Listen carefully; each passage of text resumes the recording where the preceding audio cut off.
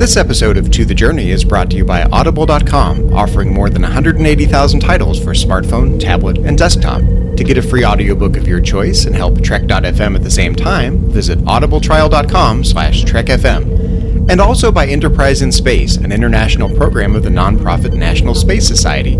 Find out how you can help science and education, and become a virtual crew member aboard the NSS Enterprise Orbiter by visiting enterpriseinspace.org.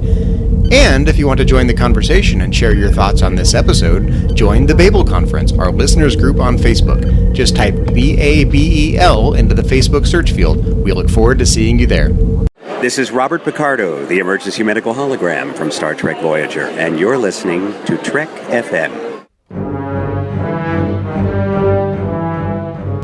I think it's safe to say that no one on this crew has been more obsessed with getting home than I have. But when I think about everything we've been through together, maybe it's not the destination that matters. Maybe it's the journey. And if that journey takes a little longer, so we can do something we all believe in, I can't think of any place I'd rather be, or any people I'd rather be with. To the journey. You're here. To the journey.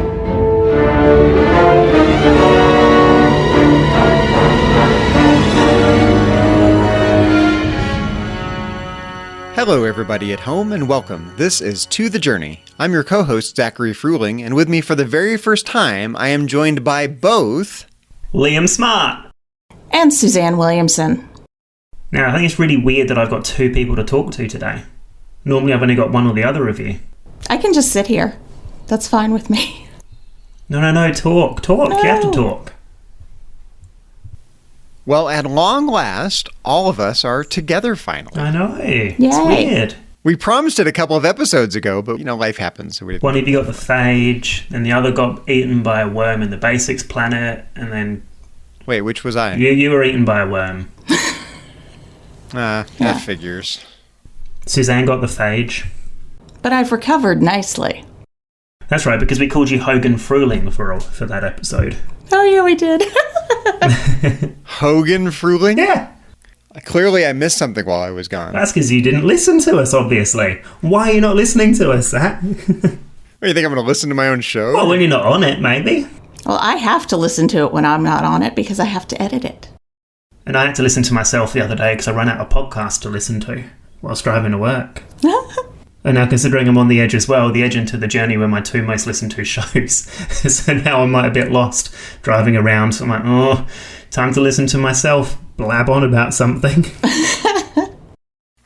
Well, for our first episode together, we thought it would be fun to initiate a new series of To the Journey episodes. We're going to stagger them. We're not going to do them in a row. But the basic idea is that we're going to rewrite Voyager into a series of 7 seasons, each of which has its own story arc, a season-long, 21st century, modern, contemporary television story arc.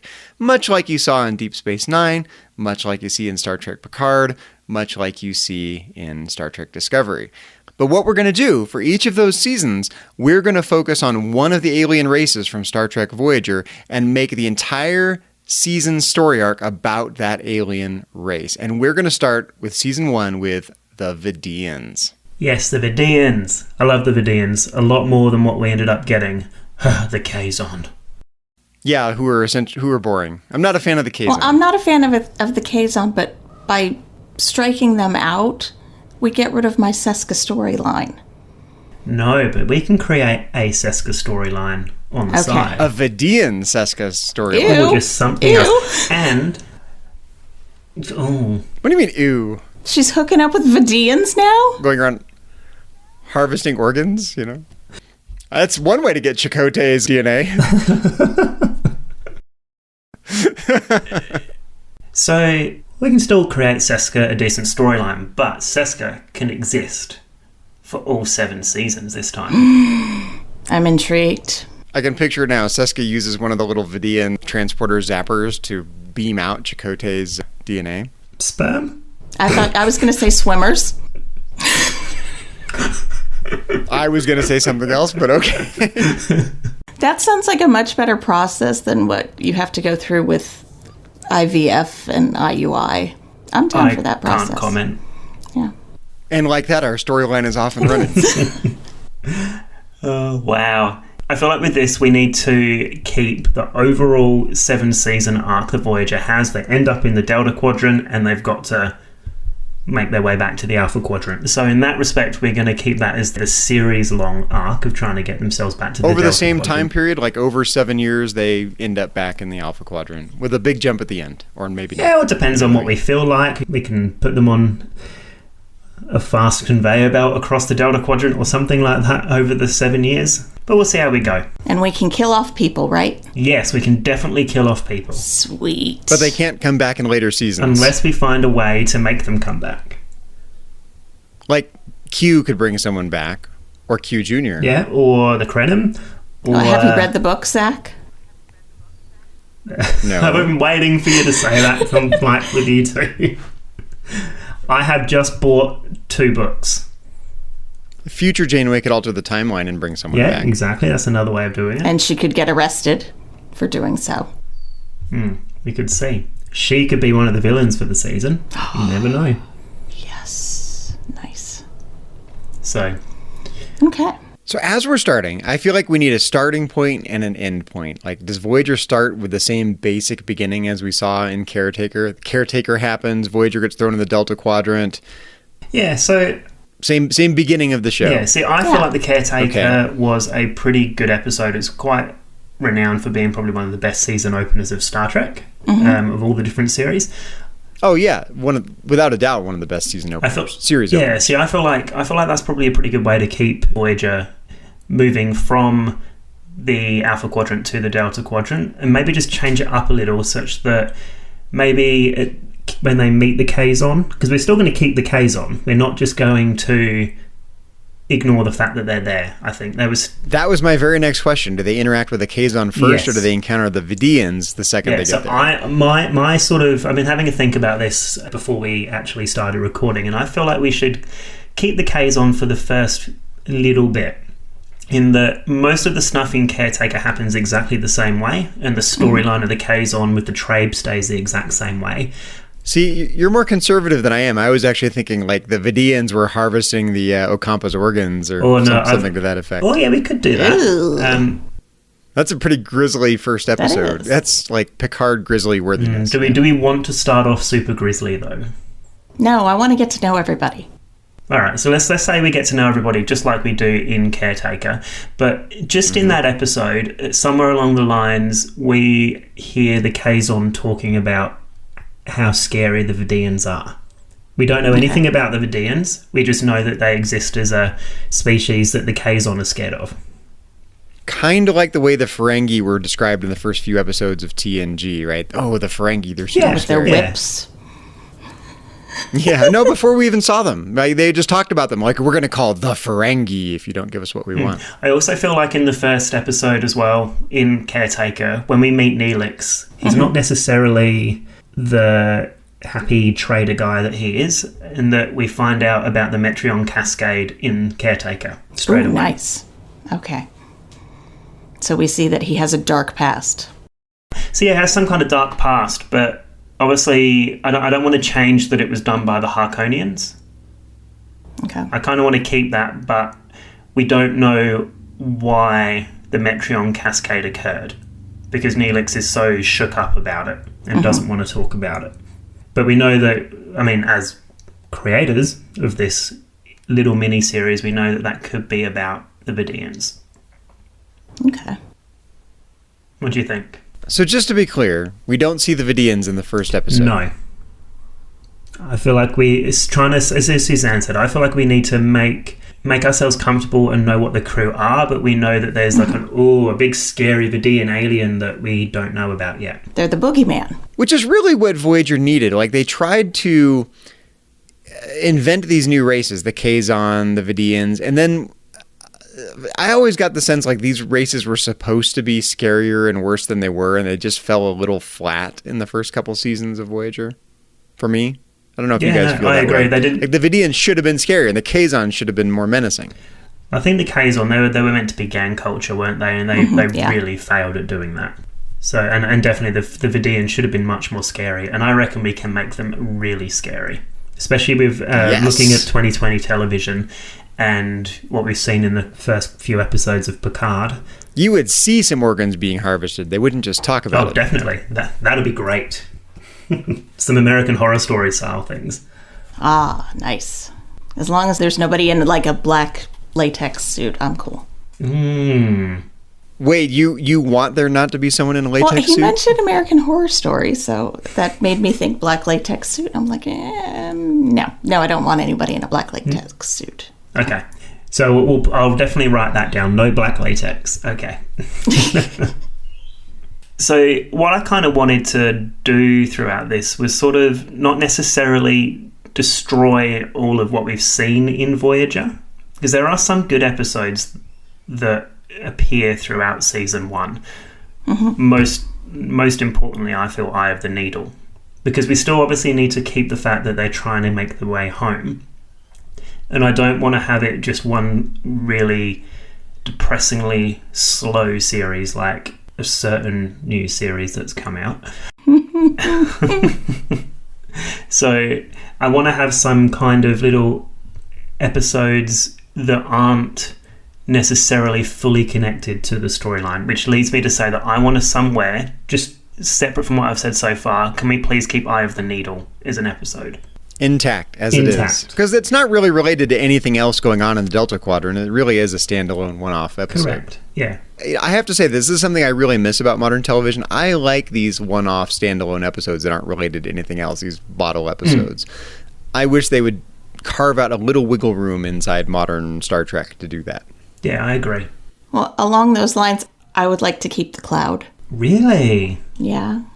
Why the Cloud? There's just a lot of moments in that episode that I love. There's coffee in that nebula. Neelix wants to get out and wait for them to deal with this beast. And how about we keep those little elements than keeping the whole entire episode itself? How about we keep the awesome quotable lines, but put them in a completely different context? Yes. How can there be a completely different context for there's coffee in that nebula? Well, like maybe... This is going to sound really ridiculous. I can't believe I just thought of it. Maybe the Vidiians beamed out someone's stomach, and it's got Janeway's coffee in it. And the Vidiians are hiding in a nebula, and Captain Janeway is being kept alive with a holographic stomach, and her coffee in her stomach is in that nebula. There's coffee in that nebula. That is the most ridiculous thing I have ever heard. Seriously. You get the gist of it, though. The spirit of it. Oh, boy. No. Oh, wow. No holographic stomachs. What is that? That's stealing Neelix's holographic lungs in the first season. I know, but we could keep the holographic lungs and kill Neelix. Oh, I don't want to kill Neelix right away. Kill Neelix, keep the lungs. Leave the gun, take the cannoli. That is the most bizarre thing I've ever heard. It's like, that's... Yeah, so if we keep Caretaker sort of almost how it is, but sort of introduce the idea of the Kazon, of the Vidiians via the Kazon, just sort of being fearful of them, and then sort of having Neelix mention something about the Metreon Cascade so that we know that he's dark, but we don't exactly know why the Metreon Cascade was done. He doesn't go into it, and that the Harkonians did it for war or anything like that. Let's dive in a little bit. How do we first meet the Vidiians? Do you have any ideas, Suzanne, before I go on with my notes of what I've written down? Other than we could just move up the episode phase to be the second episode. That's sort of what I was thinking. Get rid of Parallax, get rid of Time and Again, because Time and Again was... I didn't like that episode. And then move straight on to Phage. But instead of having the Vidiians be the super bad guys that we currently know they're going to be, we can sort of keep a similar aspect of it in terms of they could potentially steal someone else's lungs or steal someone else's body part. They could steal Captain Janeway's stomach. I mean, we can put that in there if you want. You know, okay, this is 21st century television. Don't they need to kill a character like right off the bat? I do. So maybe we should... Who should we kill? Maybe we'll... Like right off the bat. Boom. Hogan. That character's verboten from the rest of Voyager.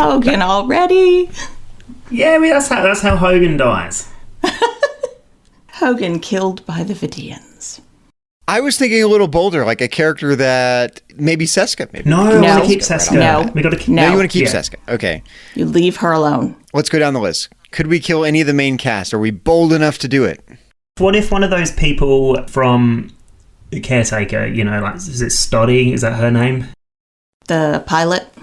Yeah, the one that died in Caretaker. What if we kept one of those? Or the first officer? Cavett. Whatever his name was. Cavett. I can't even remember whatever his name. No one remembers his It was name. Cavett. Apparently Suzanne remembers his Suzanne name. remembers. What if we kill him or we kill Carey? Or the annoying doctor that... No one touches Joe. No? Oh, all right. Suzanne's put her foot Wait, down. what? No, not that doctor. The original No, doctor. he said Carrie. And I said, no one Yes. touches Joe. Oh, Joe Carey. I thought you meant Joe Van Gogh. No. All right. So, yeah. But do we want to see the Doctor in Caretaker? Like the EMH? Yes.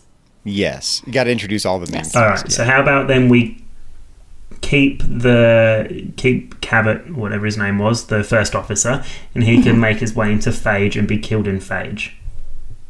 And what is Chakotay doing while this is going on? He's just hanging out. Chakotay. Just hanging out. Eating a sandwich. He can still be the sort of leader of the Marquis, but maybe like third officer or something like that. Okay, actually, this is a really good point. What if we don't unify the crews quite as easily? Like, we have to build up to that a little bit. And which, if Cavett was still alive, he would not have been for uniting the crews. Exactly. Yeah. Yeah, okay. So let's do that. So we're not going to unite the crew. At least not at first. Like, we got to wait a couple episodes. Or even till the end of this first season, conceivably. So all right, let's go and kill him. He can just have a bigger part in Caretaker then, so then we can kill him off in episode 2, which will be meeting the Vidiians. So what are they going to steal from him? How are they going to kill him? Ripping the skin off of his face, literally, whilst he's still alive? Are they stealing an internal organ or an external organ? I'm They're thinking they're going for multiple things. They're not like a Like, one they and done. literally dismember him. Yeah. actually Not with their yes. fancy schmancy transporter thing. You're talking about, like, literally, like, slicing and dicing Yeah. this dude. Laser scalpel. Yeah, we're gonna ditch the whole steel with a fancy laser, whatever it's called. Which was a cool idea at the time. That was pretty It innovative. was, but it's not going to make it gory and I suppose it is still scary, isn't it? So these are like old school Vidiians. Yes, maybe these are the old school Vidiians Okay. that they've come across. All right, cool. Old school Vidiians have killed Cavett by taking out some internal organs whilst he's still alive. But I reckon for the point of the whole season arc, they find that there's something within human or Alpha Quadrant species that is slightly different and lasts a lot longer and is somewhat slightly resistant to the phage. Not fully resistant, but somewhat resistant. Or they just like the way we looked. Yeah. What fancy and nice liver you have. Yeah, okay, that works. If we got Cavett being killed in that episode and we've met the Vidiians for the first time, but they're old school Vidiians, so they're not really... We don't really know too much still about the Vidiians. That Neelix then brings up the Metreon Cascade, and it turns out that the Harkonians were trying to get rid of the Vidiians in Talaxian space. Okay, what if we go full on Silence of the Lambs and the main Vidiian bad guy character for the entire season is wearing Cavett's face? Oh, yes! I love it. And his name can be Sulan, which is the doctor from Faces. Yes.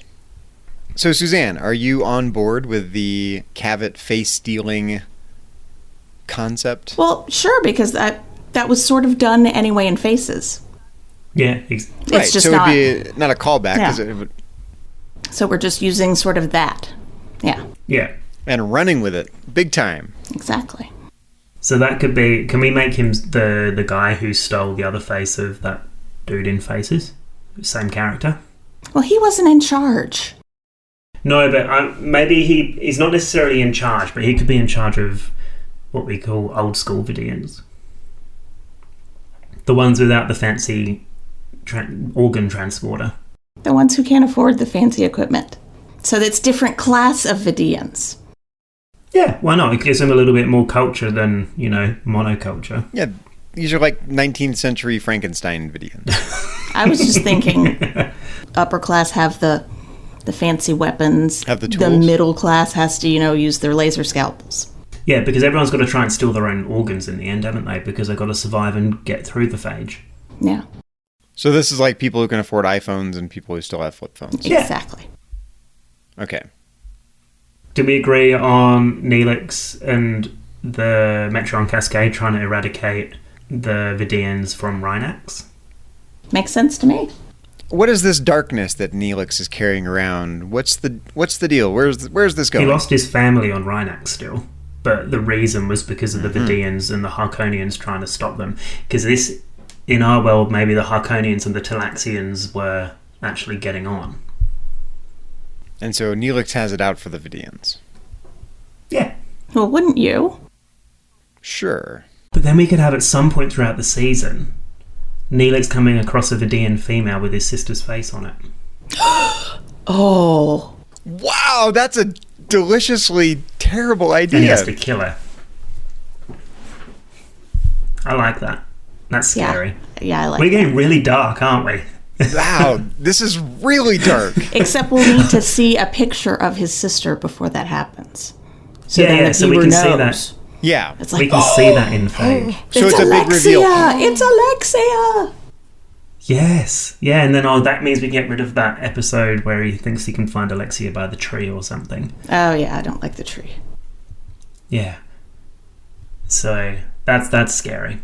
So in the meantime, this episode isn't necessarily, I reckon, seeing the full Vidiians in this episode. I reckon we just need to light a little bit more. And I did have this idea that what if we saw at the beginning of an episode a big fight between the Kazon Relora and the Kazon Ogla with the Vidiians, and the Kazon and the Relora being utterly destroyed.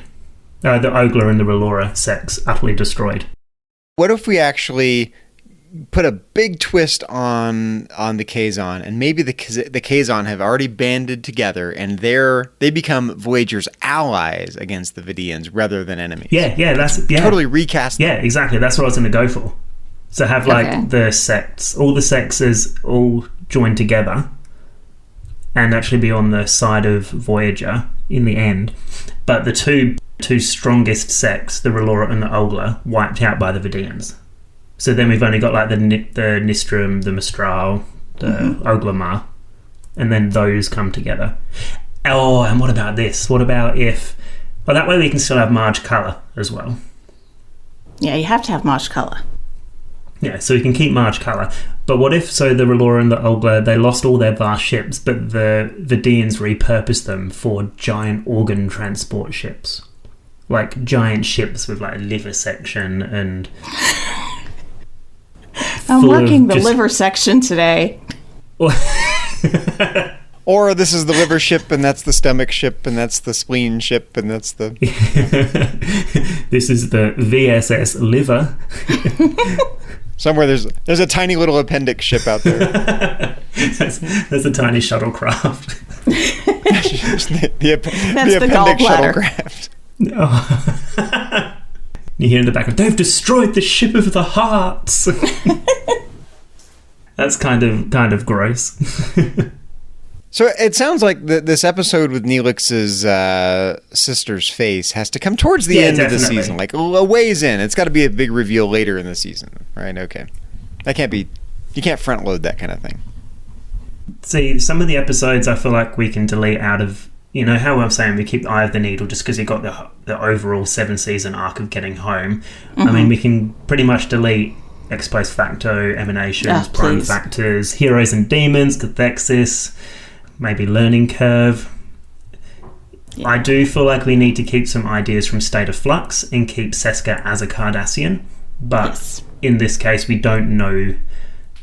She's not going to be joining the Kazon, and maybe not. No, she has to join the Vidiians. Do you reckon she should join the Vidiians? Because if we want to keep, if we want to keep her through 7 seasons and being something else, we kind of want her to go out on her own, maybe a little bit. Yeah, I don't want her joining the Vidiians. Yeah, I don't... Okay, I could be convinced, but... Yeah, I'm not sure I want the... What if a different character joined the Vidiians? What if it was a surprise reveal for a different character? Oh, okay. Who would you have? Not Seska, but someone who would you have do that? Harry Kim. Harry Kim is a Cardassian in disguise. All right, cool. Yeah, actually, because then we could keep Seska's sass for the bridge, and we can get rid of Harry Boring Kim. Which works well on the bridge, actually. Yeah, much needed. Cool, I like it. But why would he join the Vidiians is the big question. And when does he join the Vidiians? And whose DNA does he want to steal? No one's. What if he... Okay, this is a little out there. Lord. What if he steals Captain Janeway's eggs? Why? For the same reason Seska does.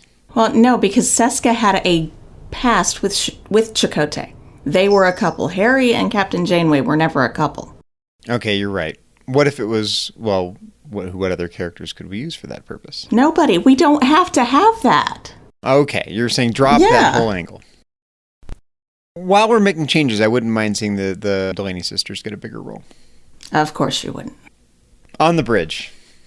Doing what on the bridge? There's a limited space on the bridge. Pushing buttons on the bridge. Chakotay needs that job. That's Chakotay's job. Why would Harry Kim join the Vidiians? He's a Cardassian, right? And he thinks Voyager's going to be destroyed. And they don't stand a chance against the Vidiians. Okay. So he jumps ship. He's an opportunist. I mean, that's pretty much easy. So, yeah, I mean, he is a Cardassian now because we've made him the Cardassian and we've made Seska can remain Bajoran. A sassy Bajoran at that. He's Harry Kim Kardashian. Oh, wow. He's jumped ship maybe halfway through season. So, so maybe halfway through season, then he jumped ship to the Vidiians because he can't see himself getting there. I can't see Voyager winning. Okay, that makes sense. What are we going to do? Are we going to just make Voyager try and make their way through Vidiian space without being killed? Is that going to be their overall driver? Because at the end of the day, they're trying to get home, aren't they? So yes. I suppose we don't have to have any ridiculous high stakes of gotta save the universe and that kind of thing. No, just gotta get through the space and get home. Yep. Okay, yep, no, that's cool. I like that. I like the idea of the Kazon, the smaller sects now being aligned with Voyager. Mm-hmm. Do we keep the harvested organ ships? Yes. What if sometime we get a little bit further on and they've actually the Vidiians, they've had a battle and they've stolen some of the crew and they've transported some of the Voyager crew to the organ ships. So kind of like Faces? Yeah, kind of like Faces in that way, and then we can see them still potentially operating on B'Elanna because that is a really good episode where we get to know a lot of B'Elanna's Klingon side and human side. So I still like we need to fill and keep some of those. Rather than integrating the crews right off the bat, what if either all of the Voyager crew or all of the Maquis ended up on one of those ships? Well, no, because by this point... Well, at least for a while. By this point, they would have put Chakotay as first officer because Cavett is dead. Mm-hmm. So if we keep the fact that Chakotay will be made first officer come the end of episode 2, but there's still a lot of discord between the two groups of people, the Maquis and... Mm-hmm. Yeah, we need much more Maquis Starfleet tension. Yeah, exactly. So whatever that is, we can keep that. So maybe they steal all the Maquis crew. Let's just say that the Maquis have gone out for whatever reason and they've gone off and been stolen by them. And then we have to have a couple of episodes of them trying to get the crew back from the specific organ ships. Sounds plausible. So I kind of want to have an episode where they're on the ship and they can see all these organs. It's just gruesome and like bodies hanging up and... Like Hostel? I don't know what that is. Yes. It's a gory movie where at one point you see like the cart being pushed through and body parts are like hanging off of it. Yeah, exactly like that. That sounds good. And anyone who's had an issue potentially with the goriness of Picard. Or like when we see the dismembered Borg, but, with more Vidiian themed. Yeah. Mm-hmm. And then we could lose a few members. We could lose maybe Ayala. Oh, he never got to say a word. But maybe that's one of like the big tensions of like 2 or 3 episodes, kind of like how Discovery was in the Mirror Universe. They got to try and get these people off of the organ ships. So I feel like we've developed a lot of new directions, but I feel like we're stuck. Like something big needs to happen in the middle of the season to keep the narrative moving forward. Yeah, that's why I want them on the organ ship, unless that's not big enough. What would be big enough for you? I don't think Neelix's sister's face reveal is big enough. And you think bigger. No, I like that reveal. No, I like it. No, I'm not saying we don't keep that. I just think that's not enough to drive the season forward. That can come at the end, in the season finale, maybe. Yeah, sure, that'd be good. Although I love the season finale of season 1 in Voyager. What, Learning Curve? Learning Curve? Learning Curve. I love that episode personally. That's not a season finale. I love the episode. No, it's a standalone episode, but I love it. I'd want to keep that as a standalone episode. Once the crew's all on board. No. That's Why? Are you insane? I love that episode. What are you talking about? You can choose 2 things from that episode that you can keep. Go for it. Neelix telling Tuvok that he needs to bend more. He needs to what more? Bend more. Oh, bend. Be more flexible. Yeah, okay. Yeah. All right, you can have that. For whatever reason, that's fine. And what's your other one? Chakotay punching people in the face? That's it. Nah. Yeah, Chakotay punching people. We need more Chakotay punching people in general. Yeah. All right. Can we just have more of that? No. So Chakotay is now some kind of boxer for more than one episode. He's just a hands-on disciplinarian. That's all. Yeah. So he's got anger management issues as well. Yes. Oh, and then we can have him punch Cavett the Vidiian in the face. Ooh, nice. Ooh, boy, how cathartic would that be? Because Cavett didn't like Chakotay, wanted him off the ship, wanted to put him in the brig, whatever. And eventually Chakotay just gets to sock him in the face, except it's not really him, but he still wants to punch his face. I love that. That's a season finale thing as well. It's like, I've been waiting all season to do this. All right. So if we're on the organ ship, they lose a lot of people on that. They come back. What can we do in the latter half of the season before the season finale? Well, if we're going with contemporary television, it has to be all about the Vidiians, right? It's got to be a Vidiian arc through and through. Mm-hmm. Can't deviate from that too much. So what's happening with the Vidiians? Do we bring in Dr. Pell? Do we run across a random Vidiian? Oh, yeah. If we get rid of the Vidiian threat at the end of season 1, which I'm planning, I do want to have some form of deadlock reference in there. But yeah, maybe have Dr. Pell come in and be like, she's sick of having to chop people up and take all their organs just for them to live on. It's no way to live. She should join the crew. She joins the crew. Permanently. Correct. Yes. I love it. Dr. Yes. Pell. Love Dr. Pell. I was thinking like maybe in lieu of Kes or alongside Kes, like be the doctor's assistant, be a co-doctor in sickbay. I don't know. She needs to be in sickbay. Obviously, she's a doctor. Yeah, I think Dr. Pell can be in sickbay because at what point does Kes start working in sickbay? It's pretty much straight away, isn't it? Pretty early. Yeah. Maybe instead Kes doesn't actually go quite well at the medical aspect. Maybe she's just not suited for that. But she sticks to hydroponics. Yeah, she can stick to hydroponics, but the doctor also sees maybe some form of... Therapist? A counselor. A ship's counselor. Oh, yeah. If Chakotay's got an anger management problem, they need a counselor. Kes is the ship's counselor, yes, to talk Chakotay off the anger management. And her office can be her hydroponics bay, which is beautifully decorated in the same way that Saru's garden in Discovery is. Yes. Nice. And she can have a flower in her hair. Soothing like a green office, yeah. And they call it the green room. The green room. Yes. No.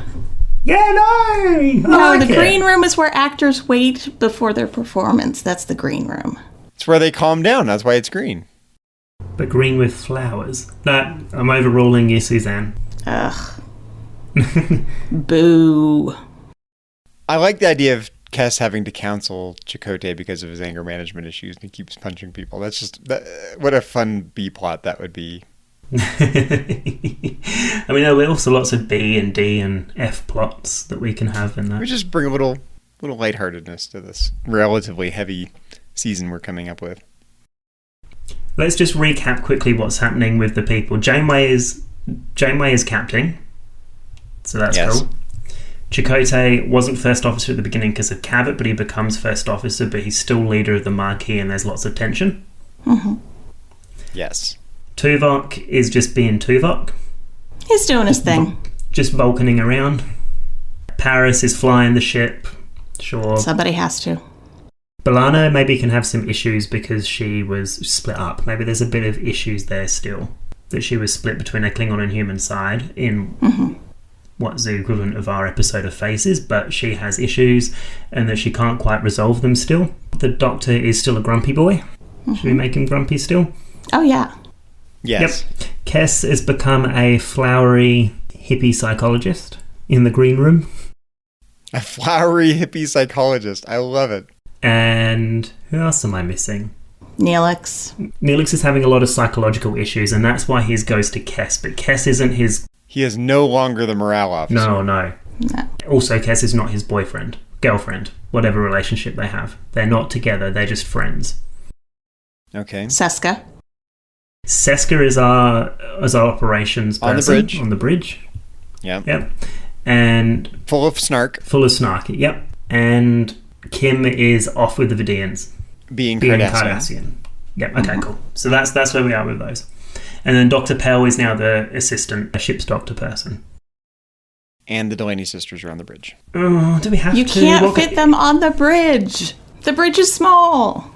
Wait, so who's got Harry's position? Seska. It's Seska. Seska is ops. Okay, that's Seska's right. ops. Everyone else is in the same position. The Delaney sisters could be... I don't know. I don't really want a yeoman. Yeoman? What is this, 1960? 66? What if they have some other powerful position? Maybe they can take Neelix's role that was in the kitchen, unless we can leave Neelix in the kitchen. Wait, hold on. Wait. Let me just get this straight. So the Delaney sisters are now the chefs. They're running the mess hall. They're running mess hall. They're running the mess hall. Yeah. So Neelix, and what is Neelix doing then? What can we give Neelix to do? Because I know transporter he's chief. Messed up. Yeah, he can just be transporter chief. That would do. Yeah, because he can, anytime someone comes, he can be like, "Greetings! Good to meet you." Good to meet you. I should say that all the time. Good to meet you. If he's brooding, he's not going to be so happy with the greetings. Yeah, okay. Maybe he can just be the really, really grumpy. He can be the disgruntled transporter chief, like a less smiley Chief O'Brien. Yeah, okay. We'll deal with that. He can be there. Okay, so hanging out by himself in a transporter room all day sounds about right. Yeah, because he's really messed up brooding. from that. Because he was on Rhinax. He wasn't in space, he was on Rhinax and managed to somehow shield himself because he was in a cave or something. So he has survivor's guilt. Yeah, survivor's guilt. So Dr. Pell's on the ship. She's had enough of all of the issues that the Kazon are doing. Does that... The real Dr. Pell or the holographic Dr. Pell? Which one are we going No, with? the real Dr. Pell. We didn't create a holographic one. Nope, we're going for the real Dr. Pell. That's true, not yet, I guess. The actual Dr. Pell. Okay, so we can probably move on to the season finale then, shall we? This is a very different version of Voyager. I like it. I'm enjoying it. And I'm not criticizing Voyager. I love Voyager, but it needed a little more tension. Oh, yeah. Definitely. So where in this season, before we get to the season finale, are we going to have the coffee and that nebula statement? Well, we need to see the energy reserves are going low from all these different battles with the Vidiians. So we're losing energy. Towards the end of the season. Yeah, so towards the end of the season, the energy reserves are going down and we need to go to some form of planet to try and get whatever they need to get, or they find stuff in a nebula, and that's where Janeway can be like, "There's coffee in that nebula." Yes. Yep, and the Delaney sisters are the ones that give her the terrible coffee this time. Yeah, so if we're going to lose all of Neelix's weird cooking gags, what do the Delaney sisters do instead to fill up? Maybe they can just be terrible at cooking. Left by... Yeah, they could be terrible cooks. Okay, so they're just terrible. Maybe they can be our comedy characters. They are twins. Sure, I can see that completely. They burn stuff. So everything they make is just terrible. Not even weird like Neelix is weird, but just terrible, bad cooks. Yeah, people actually want gruel before they want their food. But everyone else has a job on the ship. Why would they leave their jobs they already have on Voyager to cook in the mess hall? Because there were Maquis that were better at them. The Maquis that came over were better at the jobs that the Delaney sisters had. So they were made redundant. So they're just not very good Starfleet officers. Yeah, maybe they should never have been on the ship. Maybe they were, instead of the ranks that they are, maybe they're like the cadets on work experience. Yeah. And that because everyone had to pick up some slack, they said, "Fine, we'll run the mess hall." Because they want some form of responsibility, but they're just not very good at it. So I feel like we're doing them a huge disservice, but I can live with it. Well, you're going to get them in the series, so you just be happy with that. Yeah. Okay. Beggars can't be choosers. Got it. All right, cool. So, the finale. I just want to say that I really feel like we should do something very similar with Deadlock, because Deadlock was one of my favourite episodes. Mm-hmm.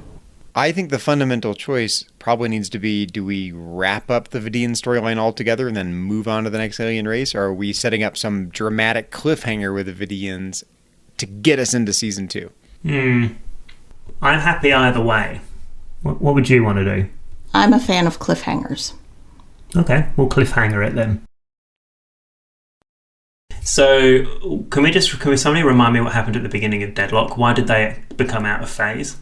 You got one ship that's slightly out of phase, and for whatever science reason that they come up with in the episode when they write it, because we're not writing, we're just the brain's trust of the situation. They said a spatial scission causes Voyager to be duplicated. Okay. So it could even be happenstance that this happens. And they're like, woo. I like that. So what if they just happenstance come across a spatial scission and it splits the ship into 2? And that's the way that they end up not, or having some form of fighting chance, because they've got like 100 Vidiian ships after them, and followed closely by the V.S.S. liver and the V.S.S. gallbladder. Okay, what if we pull a similar kind of trick where maybe this is pushing it a bit too much, but maybe the real Captain Janeway dies and duplicate Captain Janeway has to take over the ship, and weird stuff happens. It's part of the job. Yes, dead Janeway. Because we've lost dead Janeway because we've lost Kim. Mm-hmm. So we can put dead Janeway. Yeah. Let's do that. And it's all fine because of the Voyager reset button, which we still keep to some extent. Oh, got to keep the reset button. No. We got to keep a Captain Janeway. We don't want to kill Captain Janeway straight away. Well, no, if we kill her. But that's not really a reset. Well, no, true. So one Captain Janeway dies, and the other Captain Janeway has to take over, and everything's fine. Because there can be only one. There can be only one Captain. And it ends in very much the same way as Deadlock does, with the other ship exploding and taking out all of the Vidiian ships. But also, we've got to have the Kazon there. So what if all the Kazon ships have gone into the spatial scission as well? And they've been duplicated. Yeah, or is that a bit too much? That might be a little bit too much. That's a bit much. It's very complicated. What if Voyager then destroys everything, including the Kazon ships? What if they destroy the Vidiian and the Kazon ships? The Mistral ships and the Oglamar ships, and all of them are gone. And they'll be very much in line with Janeway destroying things and making bad decisions, isn't it? Yeah. So we're just ditching the Kazon altogether. Yeah, because I don't like the Kazon. Well, we killed them. Yeah. we killed the Relora and the Ogla. There's really no ditching. All Kazon everywhere, gone. Except for Marge Culler, who is on Voyager. Who somehow stays on board. Okay. Ooh. I always like the idea of Voyager picking up more stragglers from the Delta Quadrant than we've got Pell, and now we can have Marge Culler at the end, and then yes, he's going to be mad. That should be the thing. Every time we encounter an alien race, someone has to join the crew. Indeed. Well, to replace the people we're killing off, yeah. Right, or just because, yeah. What do you think of that as a season finale? Does that work? Yeah. Can we please see an organ harvest ship explode, and all these organs are just like flying out into space? You want to see that? Yeah, of course I do. Are some of them hitting Voyager? Yeah, I was picturing I had some weird like on the image view like that in mind too. Splat. There's a lung. Right, right. I was thinking against the camera or something. Right up. But we haven't dealt with Lexia. Haven't dealt with Lexia yet. Oh yeah, Lexia. Where is she in our season finale? Is she on board one of the main harvest ships as captain of the harvest ship, or Lexia faced along with? She could be Cavitt's first officer, or Cavitt Vidiian's first officer. Okay. And is that the big reveal to end the season, or what? I mean, Chakotay's punching him some point in this episode, so we're going to have the crew over on one of the ships in. And then get back to Voyager somehow. Yeah. what does this do to Neelix? Does this make him worse, or is this cathartic and makes him get better in season 2? Now, is this before the ship is split, that they're over on the Vidiian ships? This is before the ship is split. Okay. But they've somehow gone over sort of stealthily to try and destroy them, maybe? Mm-hmm. And that Neelix is part of them because he hates the Vidiians. And Chakotay's there because he's the first officer. And then a whole bunch of other, shoot 'em up red shirts or something. And what if Chakotay comes across Cabot and punches them when they get into the bridge of the ship? Mm-hmm. But when Neelix follows in, he realises that, oh my god, that Vidiian has Lexia's face. And that will be the reveal. Do you want that to be real, or do you want that to be a cliffhanger? No, I don't. Do we want a cliffhanger, or do we want to go in? Oh, I'm not sure I want a cliffhanger. I was going to say, if we're blowing up everybody, then there's no cliffhanger. Well, I mean, there's no cliffhanger in Discovery, really, is there? There is now. Yeah, especially now. They're like, okay, now they're in the future. No, I suppose that is a cliffhanger, isn't it? Yeah. Okay. What we'll do then? How about we end season 1 of Neelix and Chakotay walking into the ship, organ transplant bridge, sees Cabot, but then Neelix sees Lexia the Vidiian. Okay. And then we end season 1 there, and then season 2, episode 1 is all the destruction of it. Is all the deadlocks of all the deadlock somehow managed to go into a spatial scission, blah blah blah. Do we need to figure out at this point who the next alien race for season 2 is going to be, or do we just punt that to the next one? Punt that to the next one. Yeah. We can choose an episode as filler for season 2, episode 2, and then a little recovery time, get the ship back in shape. Yep. Okay. Make sure everyone has the right face. Yeah, okay. Man, I feel like we've managed to write a much better season 1. Not bad. You want to give us a recap there, Oh Liam? my god, I knew you'd end up coming to me for this. That's why I've been trying to write things down. There's no chance I'm going to recap everything we covered and do it justice. I think you can probably pull it off.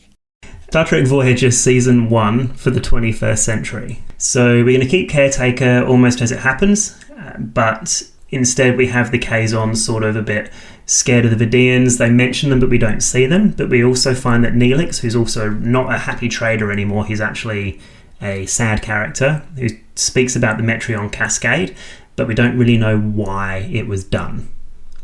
Then, coming across along into episode 2 of the season, we meet the Vidiians similar to how it happened in the Phage, but we didn't even discuss how Cabot is probably on an away mission or something, and Cabot ends up being killed, who's first officer, because the first officer stayed alive through Caretaker.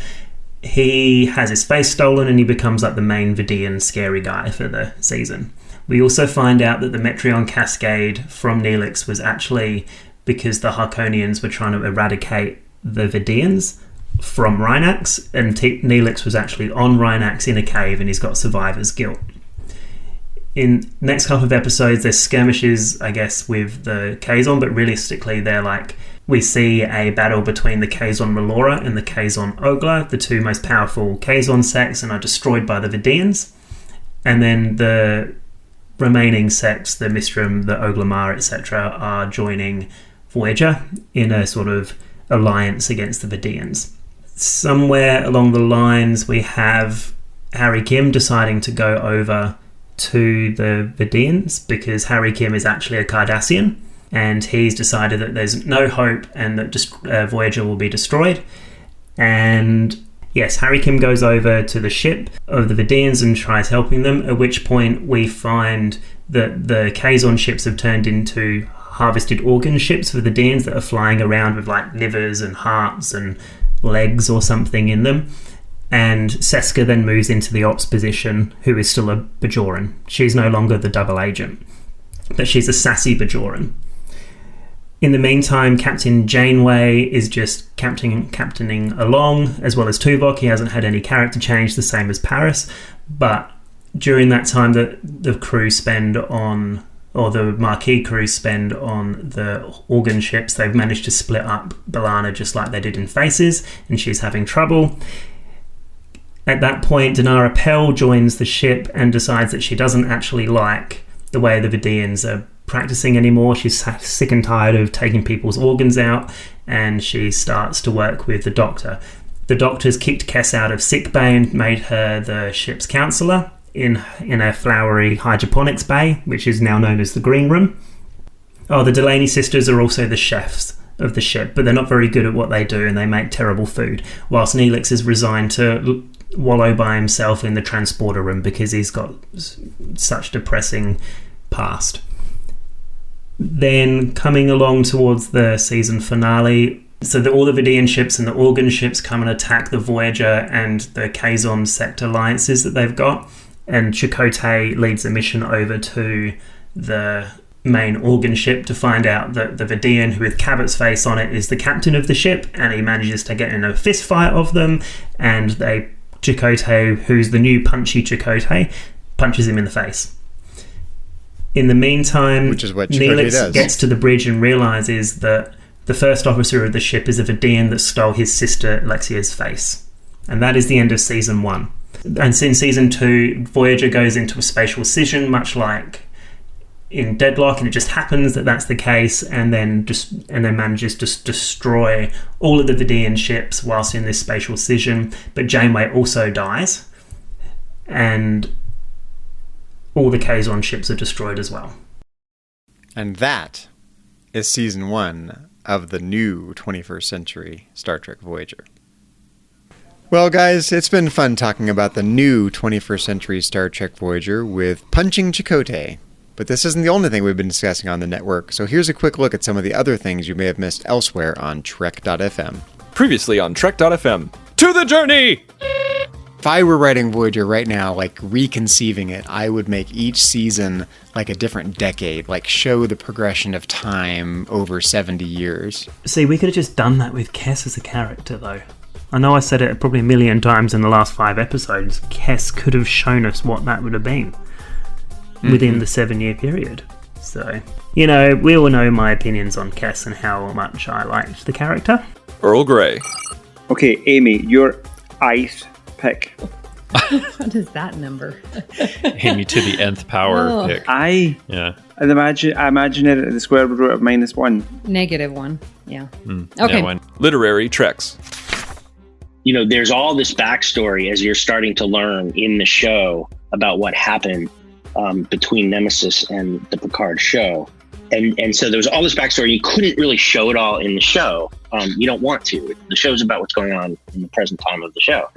But, Star Trek, since its origin, has always had ancillary materials that flesh out these stories. And we knew that would be the case here. The Line, a Star Trek Picard podcast. 99% of the time, Star Trek tech makes sense.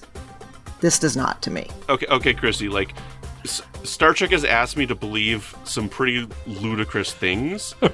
This takes the cake. Okay. I think so. All right, we're on the same page. This is completely... More than going warp 10 turns you into lizard? More than lizard babies. Really? More than Spot turning into a baby lizard. This, I'm just like, what are you trying to feed me here? That's interesting, because I believe this a lot more than those other things. But. Yeah. Brandon Baga's evolution theories are much more believable than this. No, they're really not. But yeah. And that's what else is happening on Trek.fm. Check out all these shows and join the conversation about your favourite corner of the Star Trek universe and beyond. You'll find us wherever you get your podcasts. If you're an Apple user, be sure to hit the subscribe button in Apple Podcasts on iPhone, iPad or Apple TV, or the desktop Apple Podcasts app to get the latest episodes as soon as they're published. And please leave us a star rating and written review. It helps others to find our show. If you're not an Apple user, we've got you covered as well. You can find our shows on Google Podcasts, Stitcher, TuneIn, Spreaker, SoundCloud, YouTube, and most third-party apps, and you can stream and download the MP3 file from our website or grab the RSS link. Well, we'd love to hear your thoughts on today's episode of To the Journey, and there are many ways for you to share your thoughts with us. The best place to join in the larger conversation is the Babel Conference, our listeners group on Facebook. Just type Babel, that's B-A-B-E-L, into the search field on Facebook, and it should come right up. If you'd like to send us an email, you can use the form on our website at trek.fm/contact. Choose Message to a Trek FM show and select To the Journey. That'll come right to us. You can also find the network on Twitter at Trek FM and on Facebook at facebook.com/TrekFM.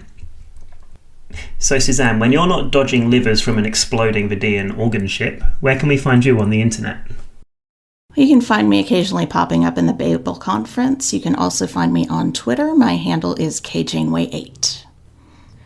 Zach, when you're not hanging out in the mess hall trying to get some time with the Delaney sisters, where can our listeners find you on the interwebs and around the network?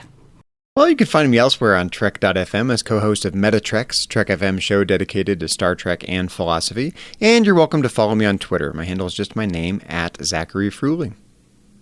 And how about you, Liam? When you're not relaxing in Kess's green room, where can our listeners find you on the interwebs and around the Trek FM network? You can find me elsewhere on Trek FM On The Edge, our Star Trek Discovery show with Brandy Jackler and Nick Collinson. You can find me on Twitter at LS74656, and you can find me on the Babel Conference now and again. If you'd like to help us keep all of our shows coming to you each week, you can become a patron of the network on Patreon. Visit patreon.com/TrekFM, that's patreon.com/TrekFM, to get all the details. Perks include early access to episodes, exclusive content, producer credits, and more. All available through our special patrons website, The Patron Zone. It requires a great deal of money to produce, host, and distribute these shows each month. We really appreciate any support you can give us and hope you'll join the team. Again, you'll find all the details at patreon.com/TrekFM. We'd like to thank our associate producers for supporting To The Journey. They are Bruce Lish, Ju Kim, Richard Marquez, Patrick Carlin, and Norman Lau. Thank you for your continued support of Trek FM and To The Journey. Well, be sure to join us next time when we will be podcasting wearing each other's faces. But until then, this has been To The Journey.